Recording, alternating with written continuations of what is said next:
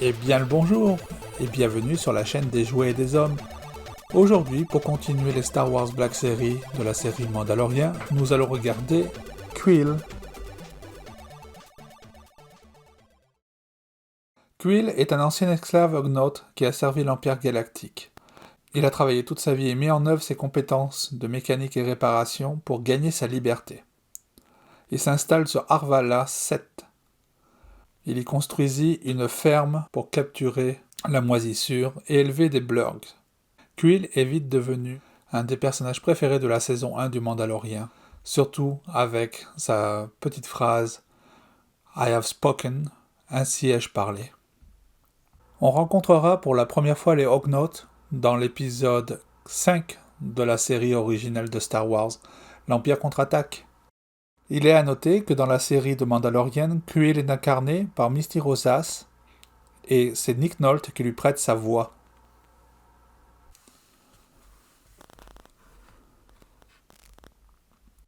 On est habitué maintenant, la boîte Star Wars, avec le côté biseauté, le logo Star Wars, Black Series, la figurine, Star Wars de Mandalorian sur fond orange, Quill, le nom du personnage.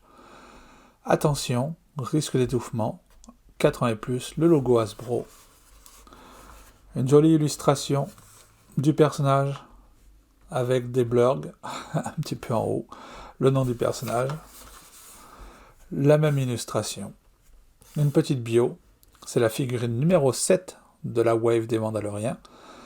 Attention, risque d'étouffement, dimension légale, le logo Hasbro, Disney, fabriqué en Chine.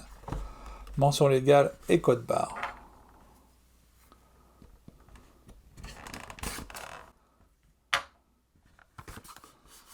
Ouvrons la boîte.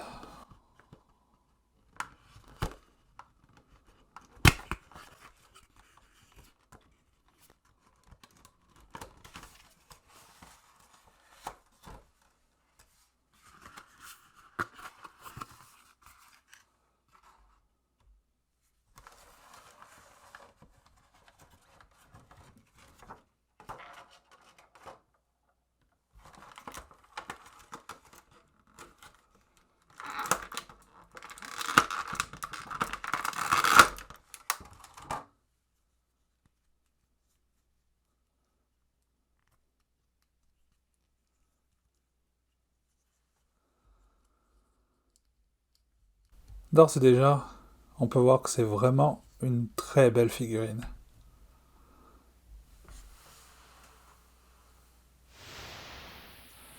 Regardons tout ça d'un tout petit peu plus près.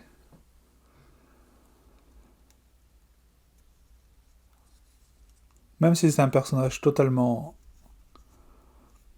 non humain, on peut vraiment apprécier la sculpture du jouet, qui est vraiment fantastique.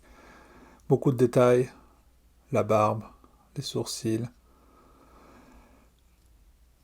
les lunettes avec leur accent argenté. On aurait aimé peut-être que les lunettes soient un petit élément qu'on puisse rabaisser sur les yeux, mais bon, c'est pas grave. Le casque qui est inamovible. On a un sac à dos qui est collé à l'écharpe. Pas mal de détails gravés directement dans le plastique. Encore une fois, des accents argentés. Des pochettes sur les côtés. Non, vraiment, c'est du beau détail dans la botte, mais ça risque peut-être de gêner un peu leurs articulations. Une petite épaulette qui est à l'intérieur. Non, vraiment, c'est une belle petite figurine. Donc justement, les articulations. Oh, et le casque s'enlève. Ça, c'est cool. Parce que si le casque s'enlève, ça veut dire qu'on doit pouvoir retirer la tête. Non? Est-ce qu'on peut retirer la tête? Non, on ne peut pas retirer la tête.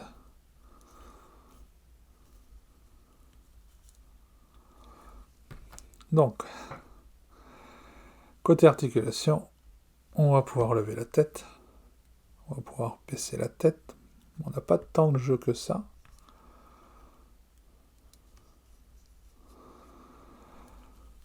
Le bras est capable de faire le tour. On peut lever un petit peu plus haut que 90. On a une rotation au coude. On va pouvoir presque à 90. On a une rotation au poignet.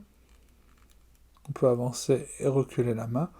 Si l'articulation est dans ce sens-là, ça veut dire qu'on ne va pas pouvoir avoir le pivot dans l'autre sens.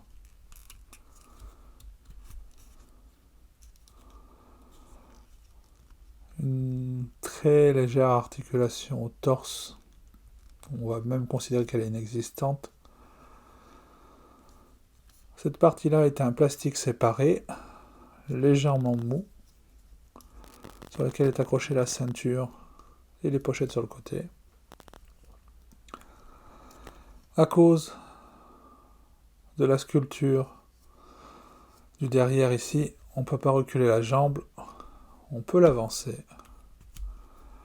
On peut faire un début de Jean-Claude Van Damme. On a une rotation à la cuisse. On a une bonne articulation au niveau du genou qui permet de dépasser les 90. On a aussi une rotation au niveau du genou. Donc, comme on prévoyait, on va pouvoir difficilement incliner les pieds. On peut tout de même l'avancer, mais on ne pourra pas le reculer.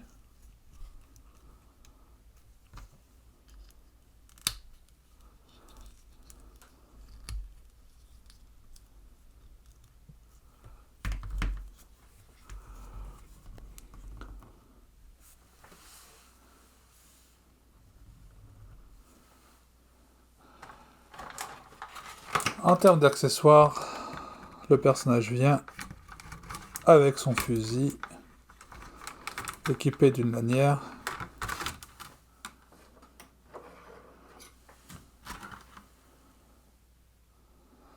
avec pas mal de petits détails, couleur un peu marron, bois, lanière, style un peu cuir.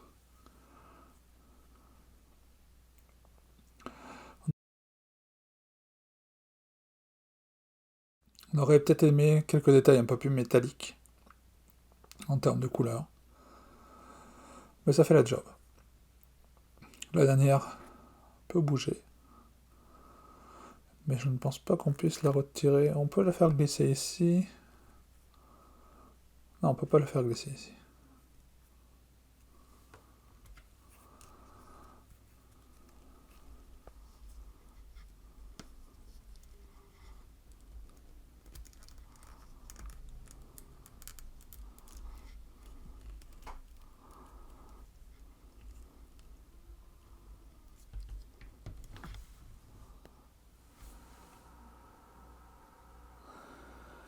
Je pense que la figurine est un petit peu plus grande qu'est le personnage en réalité dans la série.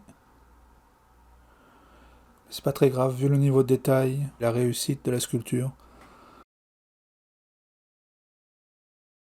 Je pense qu'on peut leur pardonner. On n'a pas à avoir respecté trop les proportions.